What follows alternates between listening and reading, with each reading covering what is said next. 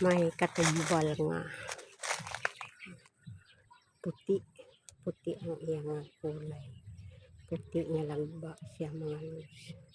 Mambot ano ini siya nga katumbal, huwag man siya gintanong mga lods, nagbuhi man lang na siya.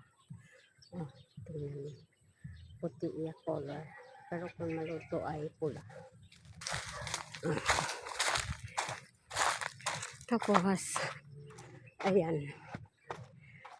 ang puno na ang gandang-ganda noon. Mating puno, tabo ngayon ay kuwan na siya mga lods. Kuwan na siya mga mga lods, sanga na siya. Na ganyan siya mga lods. Nan. Diba? Tayon may tanim na pinya. Ayan ang pinya na secure na. Nabutangan na siya sa net para hindi siya kawaton sang iban. Pagkawaton.